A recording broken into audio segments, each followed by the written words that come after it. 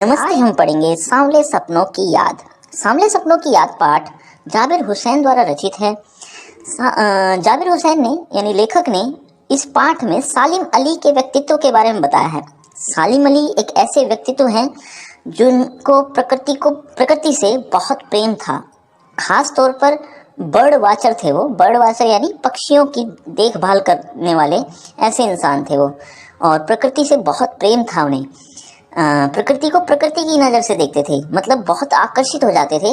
एक आम नज़र से देखना एक अलग बात है, जबकि प्रकृति को उसी की नज़र से देखने वाले इंसान थे सालिम अली। ऐसा ही बहुत कुछ आप पूरे पाठ में पढ़ने वाले हैं सालिम अली के बारे में। सालिम अली के बारे में पढ़ने से पहले यानी पाठ को शुरू करने से पहले आपको सांवले सपनों की याद का अर्थ पता होना चाहिए, क्योंकि ये बहुत महत्वपूर्ण है। इस पाठ का नाम का अर्थ क्या है कि लेखक जाबिर हुसैन कभी सालिम अली से मिले थे, लेकिन वो बहुत पहले मिले थे और बहुत टाइम हो चुका है उनको मिले हुए। तो उनके बारे में यादें, यानी जो सालिम अली के बारे में यादें हैं, वो अब सपनों की तरह हैं उनके मन में, सपनों की तरह हैं, संजोए हुए हैं वो। लेकिन वो धीरे धीरे अब धुंधली हो गई हैं, बहुत अच्छी तरह से याद नहीं है लेखक को, इसीलिए सांवले सपने कहा है उनको। तो वो सांवले सपनों की याद कर रहे हैं, वो सपने जो धुंधले हो चुके हैं, वो यादें जो धुंधली हो चुकी हैं, ऐसी उन यादों को वो याद करते हुए ये पूरा पाठ लिखते हैं। देखिए क्या कहते हैं। शुरुआत होती है इस पूरे पाठ ये पूरे पाठ कह रहा हूँ, ये इस पाठ की जो शुरुआत होती है वो होती है सालिम अली की मृत्यु से। यानी जब उनकी मौत हो गई तो उनको शमशान घाट ले जाया जा रहा था अंतिम क्रियाक्रम करने के लिए। तो उस समय क्या बातें बता रहे हैं लेखक, देखिए। सुनहरे परिंदों के खूबसूरत पंखों पर सवार सांवले सपनों का एक हुजूम यानी भीड़, वो भीड़ जो चल रही है, मौत की खामोश वादियों की तरफ अग्रसर है। मौत की खामोश वादियों की तरफ आगे की ओर, अग्रसर मतलब आगे की ओर बढ़ रही है। यानी एक ऐसी भीड़ जो सुनहरे परिंदों के खूबसूरत पंखों पर सवार कौन, सालिम अली, वो सवार होकर वो भीड़ को लिए हुए खामोश वादियों की तरफ आगे की ओर बढ़ रहे हैं। कोई रोक टोक सके कहाँ संभव है। कोई उन्हें रोक दे, कोई उन्हें टोक दे, ये चीज़ें संभव नहीं है अब। क्यों? क्योंकि अब उनको कोई रोकने टोकने वाला नहीं है, वो अब जा चुके हैं, यानी उनकी मृत्यु हो गई है। इस हुजूम में यानी इस भीड़ में आगे आगे चल रहे हैं सालिम अली, अपने कंधों पर सैलानियों की तरह अपने अंतहीन सफ़र का बोझ उठाए। अंतहीन बोझ मतलब उनका कभी अंत नहीं हुआ, इतने सफ़र उन्होंने किए हैं। यानी उन कभी यहाँ से कभी वहाँ घूमने वाले इंसान थे, प्रकृति को निहारने वाले इंसान थे, प्रकृति की देखभाल करने वाले इंसान थे सालिम अली। तो उनका अंतहीन सफ़र है, उनका बोझ उठाए वो चल रहे हैं आगे आगे। लेकिन यह सफ़र पिछले तमाम सफ़रों से भिन्न है। जितने भी उन्होंने सफ़र किए हैं ज़िंदगी में, उनमें यह सफ़र, कौन सा सफ़र? मृत्यु का। अब ये जो भीड़ जो जा रही है, ये जो सफ़र हो रहा है, ये बाकी सफ़र से भिन्न है, अलग है। भीड़ भाड़ की ज़िंदगी और तनाव के माहौल से सालिम अली का यह आखिरी पलायन है। आखिरी पलायन यानी आखिरी बार वो आगे बढ़ रहे हैं, आखिरी बार वो आगे जा रहे हैं।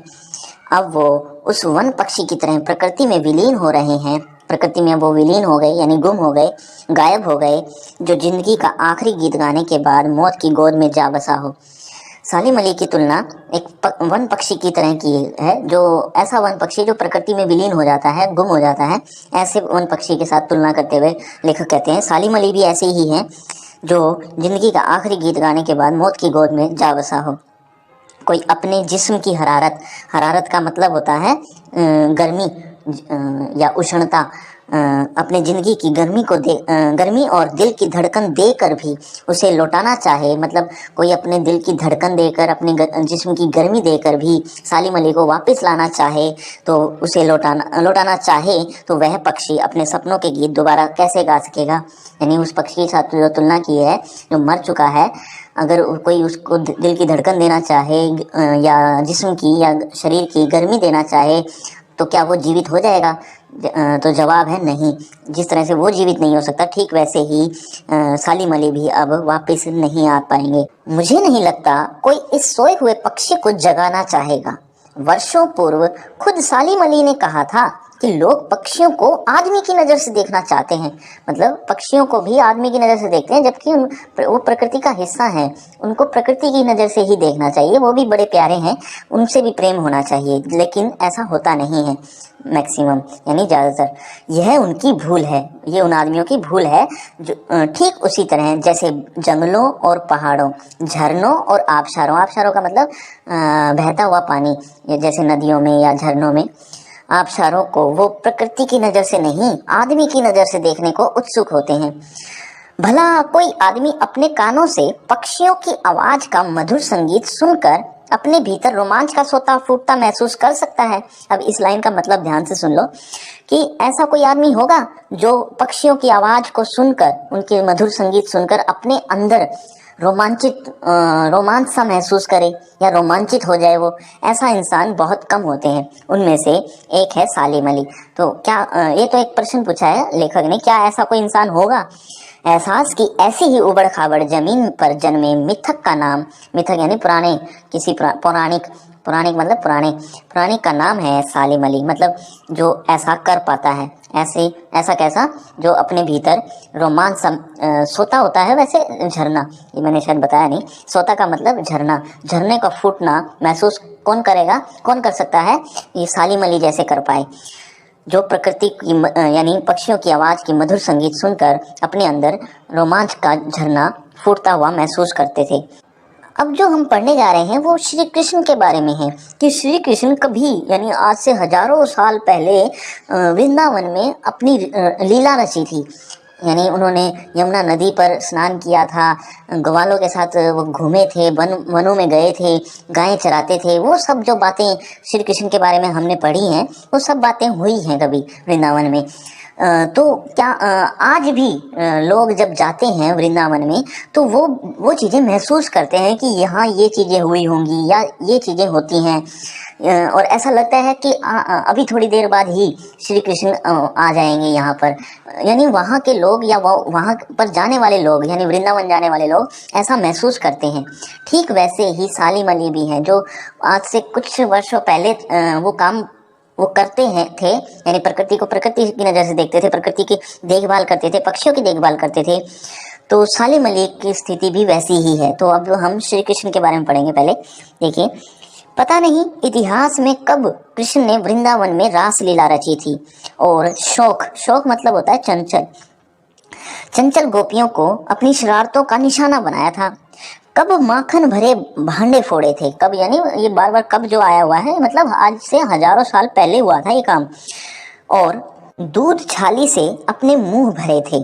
कब वाटिका में छोटे छोटे किंतु घने पेड़ों की छां में विश्राम किया था। कब दिल की धड़कनों को एकदम से तेज करने वाले अंदाज में बंसी बजाई थी। और पता नहीं कब वृंदावन की पूरी दुनिया संगीतमय हो गई थी। पता नहीं यह सब कब हुआ था, लेकिन कोई आज भी वृंदावन जाए तो नदी का सांवला पानी उसे पूरे घटनाक्रम की याद दिला देगा। मतलब वो यादें याद आने लगेंगी। हर सुबह सूरज निकलने से पहले जब पतली गलियों से उत्साह भरी भीड़ नदी की ओर बढ़ती है तो लगता है जैसे उस भीड़ को चीरकर अचानक कोई सामने आएगा और बंसी की आवाज पर सबके कदम थम जाएंगे। हर शाम सूरज ढलने से पहले जब वाटिका का माली सैलानियों को हिदायत देगा, यानी सलाह देगा, तो लगता है जैसे बस कुछ ही क्षणों में वो कहीं से आ टपकेगा और संगीत का जादू वाटिका के भरे पूरे माहौल पर छा जाएगा। वृंदावन कभी कृष्ण की बांसुरी के जादू से खाली हुआ है क्या? मिथकों की दुनिया यानी पुरानी कथाओं में इस सवाल का जवाब, कौन सी पुरानी कथा? ये जो कृष्ण की बात हुई थी, ये पुरानी कथा ही है।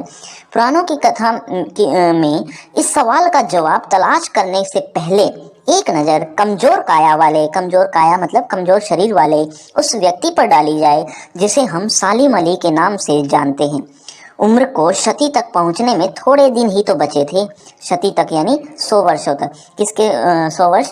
सालिम अली की उम्र को बस 100 वर्ष होने को ही थे, मतलब कुछ ही दिन बचे थे, उससे पहले उनकी मृत्यु हो गई। संभव है लंबी यात्राओं की थकान ने उनके शरीर को कमजोर कर दिया हो और कैंसर जैसी जानलेवा बीमारी, क्योंकि उन्हें कैंसर हो गया था, जानलेवा बीमारी उनकी मौत का कारण बनी हो, लेकिन अंतिम समय तक मौत उनकी आंखों से वह रोशनी छीनने में सफल नहीं हुई जो पक्षियों की तलाश और उनकी हिफाजत के प्रति समर्पित थी। यानी उनकी नज़र हमेशा अंत समय तक भी पक्षियों की नज़र या पक्षियों की देखभाल में ही लगी रही। मौत भी यानी उनका बूढ़ा शरीर भी वो नज़र उनसे नहीं छीन पाया, यानी पक्षियों की देखभाल उन्होंने कम कर दी हो, ऐसा नहीं हो पाया। सालिम अली की आंखों पर चढ़ी दूरबीन, क्योंकि वो अक्सर दूरबीन लगाकर देखते थे पक्षियों को, तो उनकी आंखों पर चढ़ी दूरबीन उनकी मौत के बाद ही तो उतरी थी, मतलब मौत के बाद ही तो दूरबीन हटी थी। उससे पहले तक तो वो दूरबीन से हमेशा निहारते थे पक्षियों को। उन जैसा बर्ड वाचर पक्षियों की देखभाल करने वाला शायद ही कोई हुआ हो, लेकिन एकांत क्षणों में सालिम अली बिना दूरबीन भी देखे गए हैं। कभी एकांत क्षणों में वो बैठते थे तो बिना दूरबीन के भी बैठ जाते थे। दूर क्षितिज माने आसमान तक फैली जमीन और झुके आसमान को छूने वाली, यानी क्षितिज का मतलब ऐसी जगह जहां आसमान और जमीन आपस में मिल रहे हो। आप मैदान में खड़े हो, जब देखना दूर कहीं आसमान और जमीन एक हो रहे होंगे, उसे क्षितिज कहते हैं। तो दूर क्षितिज तक फैली जमीन और झुके आसमान को छूने वाली उनकी नजरों में कुछ कुछ वैसा ही जादू था जो प्रकृति को अपने घेरे में बांध लेता है। सालिम अली उन लोगों में थे जो प्रकृति के प्रभाव में आने की बजाय प्रकृति को अपने प्रभाव में लाने के कायल होते हैं, मतलब प्रकृति को अपने अनुसार ढाल लेते हैं। प्रकृति को उनके अनुसार नहीं ढलते, यानी अक्सर इंसान प्रकृति के अनुसार ढल जाता है, अपने शरीर को ढाल लेता है। सर्दी है तो उसके अनुसार हो जाता है, लेकिन ऐसा नहीं होता था कि अब बहुत ज़्यादा सर्दी है, बहुत ज़्यादा गर्मी है तो प्रकृति की वो देखभाल नहीं करते थे, तब भी वो उतनी ही देखभाल करते थे। मतलब साफ सा है कि वो प्रकृति को अपने अनुसार ढाल लेते थे। उनके लिए प्रकृति में हर तरफ एक हंसती खेलती रहस्य भरी दुनिया पसरी थी, हंसती खेलती हुई रहस्य भरी दुनिया फैली हुई थी। यह दुनिया उन्होंने अपनी मेहनत से अपने लिए गढ़ी थी। इसके करने में उनकी जीवन साथी तहमीना, यानी उनकी पत्नी का नाम है तहमीना, ने काफ़ी मदद पहुंचाई थी। तहमीना स्कूल के दिनों में उनकी सहपाठी रही थी। अपने लंबे रोमांचकारी जीवन में ढेर सारे अनुभवों के मालिक सालिम अली एक दिन केरल की साइलेंट वैली, केरल में एक वैली का नाम है साइलेंट वैली को रेगिस्तान हवा के झोंकों से बचाने का अनुरोध लेकर चौधरी चरण सिंह से मिले थे। ये जो बातें आपने पढ़ी, इसका मतलब है कि एक कोलकाता की एक जगह का नाम है, कोलकाता कह रहा हूँ, केरल की एक जगह का नाम है साइलेंट वैली। साइलेंट वैली में बहुत से पक्षी रहते थे, प्रकृति का एक अनूठा सौंदर्य था वहाँ। तो वहाँ रेगिस्तान की हवाएं चल रही थी, गर्म हवा, जो उस प्रकृति को नुकसान पहुँचा रही थी। वो नुकसान कितना बड़ा हो सकता था, ऐसा भविष्य जानकर सालिम अली प्रधानमंत्री, उस समय के जो प्रधानमंत्री थे, नाम था चौधरी चरण सिंह, नाम सुना होगा आपने, तो उस समय के प्रधानमंत्री से मिले और उन्होंने उनको बताया कि जो साइलेंट वैली है उसका जो पर्यावरण है वो खत्म हो जाएगा, बहुत नुकसान हो जाएगा वहाँ पर। तो ऐसी बातें बताई कि चौधरी चरण सिंह की आंखों में भी आंसू आ गए। तो ऐसा ही कुछ हम पढ़ेंगे, देखिए। वे प्रधानमंत्री थे। चौधरी साहब गांव की मिट्टी पर पड़ने वाली पानी की पहली बूंद का असर जानने वाले नेता थे। पर्यावरण के संभावित यानी जो हो सकता है खतरा, ऐसा खतरों का चित्र सालिम अली ने उनके सामने रखा, उसने उनकी आंखें नम कर दी थी उस प्रधानमंत्री की। आज सालिम अली नहीं है, चौधरी साहब भी नहीं है, यानी चौधरी चरण सिंह। कौन बचा है जो अब सौंधी माटी पर उगी फसलों के बीच नए भारत की नींव रखने का संकल्प लेगा? कौन बचा है जो अब हिमालय और लद्दाख की बर्फीली जमीनों पर जीने वाले पक्षियों की वकालत करेगा? मतलब कौन इनकी साइड लेगा, कौन इनकी देखभाल करेगा? सालिम अली ने अपनी आत्मकथा का नाम रखा था फॉल ऑफ अ स्पैरो। मुझे याद आ गया D.H. लॉरेंस। D.H. लॉरेंस कौन है? D.H. लॉरेंस भी बहुत अच्छे बर्ड वाचर थे, वो पक्षियों की देखभाल करते थे, उन्हीं की तरह सालिम अली भी बने बाद में। तो D.H. लॉरेंस के बारे में क्या बताता है लेखक? D.H. लॉरेंस की मौत के बाद लोगों ने उनकी पत्नी, D.H. लॉरेंस की पत्नी का नाम था फ्रीडा लॉरेंस, फ्रीडा लॉरेंस से अनुरोध किया कि वह अपने पति के बारे में कुछ लिखे, यानी बताए कि उनके पति कैसे थे, उनके व्यवहार के बारे में बहुत कुछ पूछा लोगों ने। तो फ्रीडा चाहती तो ढेर सारी बातें लॉरेंस के बारे में लिख सकती थी, लेकिन उन्होंने जो जवाब दिया वो बड़ा अच्छा दिया, देखो। लेकिन उसने कहा, मेरे लिए लॉरेंस के बारे में कुछ लिखना असंभव सा है। मुझे महसूस होता है कि मेरी छत पर बैठने वाली गोरैया लॉरेंस के बारे में ढेर सारे बातें जानती है। मतलब इतना प्रेम वो रखते थे किसी पक्षी से, वो ज़्यादा बातें जानती होगी लॉरेंस के बारे में बजाय मुझसे, यानी उनकी पत्नी से। मुझसे भी ज़्यादा जानती है। वो सचमुच इतना खुला खुला और सादा दिल आदमी था। मुमकिन है लॉरेंस मेरी रगों में, मेरी हड्डियों में समाया हो, लेकिन मेरे लिए कितना कठिन है उसके बारे में अपने अनुभवों को शब्दों का जामा पहनाना। शब्दों का जामा पहनाना मतलब शब्दों में बांधना, ये बहुत मुश्किल होगा मेरे लिए। मुझे यकीन है मेरी छत पर बैठी गोरैया उसके बारे में और हम दोनों के ही बारे में मुझसे ज़्यादा जानकारी रखती है। तो ऐसा उन्हें जवाब दिया। अब आपसे एक प्रश्न है कि मैंने इस पाठ के लेखक का नाम बताया था, अगर आता है तो कमेंट बॉक्स में कमेंट कीजिए। मैं देखना चाहता हूँ कितना ध्यान से आप सुन रहे थे या सुन रहे हैं। जटिल प्राणियों के लिए सालिम अली हमेशा एक पहेली बने रहेंगे। एक पहेली बने रहेंगे किसके? जटिल प्राणियों के लिए। जटिल प्राणी मतलब जो उनको समझ नहीं पाए, सालिम अली को जो जान नहीं पाए, उनके लिए वो हमेशा एक पहेली बने रहेंगे। बचपन के दिनों में उनकी एयर गन से, अच्छा सालिम अली को शौक कैसे हुआ कि पक्षियों की देखभाल करनी चाहिए, ये इंटरेस्ट कब आया उनके मन में? ये घटना है, उन्होंने गोरैया को घायल कर दिया था, यानी उनकी एक बंदूक एयर गन थी, उससे वो घायल हो गई थी और तब से वो इतने चिंतित हो गए एक किसी भी पक्षी के लिए। और डिटेल में हम पढ़ ही लेते हैं डायरेक्ट। देखिए, बचपन के दिनों में उनकी एयर गन से घायल होकर गिरने वाली नीले कंठ की वह गोरैया सारी जिंदगी उन्हें खोज के नए नए रास्तों की तरफ ले जाती रही। जिंदगी की ऊंचाइयों में उनका विश्वास एक क्षण के लिए भी डिगा नहीं। वो लॉरेंस की तरह नैसर्गिक जिंदगी का प्रतिरूप बन गए। लॉरेंस की तरह ही वो नैसर्गिक का मतलब होता है प्राकृतिक जिंदगी का प्रतिरूप, यानी उसकी तरह छाया। किसकी छाया? लॉरेंस की तरह, लॉरेंस की छाया वो बन गए। कौन? सालिम अली। ये प्रश्न भी आएगा तो इसलिए डिटेल में समझाया। सालिम अली प्रकृति की दुनिया में एक टापू बनने की बजाय, एक टापू नहीं बने। टापू होता है एक लिमिटेड क्षेत्र, यानी एक सीमित क्षेत्र होता है, एक छोटी सी जगह ही होती है जिसको आसानी से नापा जा सकता है। तो एक टापू बनने की बजाय वो अथाह सागर बनकर उभरे थे। कौन? सालिम अली। अथाह सागर मतलब जिसका कोई अंत ही ना हो, ऐसा सागर वो बन के उभरे थे। जो लोग उनके भ्रमणशील स्वभाव और उनकी यायावरी होता है जो इधर उधर घूमने वाला सन्यासी से वो परिचित हैं, उन्हें महसूस होता है कि वो आज भी पक्षियों के सुराग में ही निकले हैं। मतलब आज भी, हालांकि वो उनकी मृत्यु हो गई है, वो चले गए हैं, लेकिन जो उनको जानते हैं, जो ये जानते हैं कि वो अक्सर वो सफ़र पर निकलते हैं लंबे सफ़र के लिए, तो वो ऐसा ही सोचते हैं कि आज उनकी मौत नहीं है, वो एक सुराग में निकले हैं, पक्षियों के सुराग में, और बस अभी गले में लंबी दूरबीन लटकाए अपने खोजपूर्ण नतीजों के साथ लौट आएंगे। वो जल्दी ही लौट आएंगे, ऐसा उन लोगों को लगता है जो उनको जानते हैं, जैसे लेखक खुद भी। जब तक वो नहीं लौटते क्या उन्हें गया हुआ मान लिया जाए? मतलब ऐसा मान लेते हैं कि वो अभी गए हुए हैं सफ़र के लिए, जब तक वो वापस नहीं आते। मेरी आंखें नम हैं सालिम अली, तुम लौटोगे ना?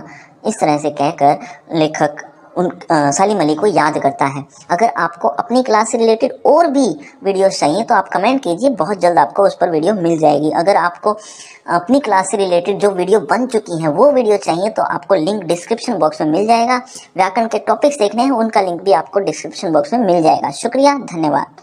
और एक आखिरी बात, इस चैनल को सब्सक्राइब करने के बाद भी आपको इस चैनल के वीडियो देखने को नहीं मिल रहे या कम मिल रहे हैं तो सब्सक्राइब बटन के साथ इस बेल आइकन को दबा दीजिए, आपकी यह समस्या दूर हो जाएगी। धन्यवाद।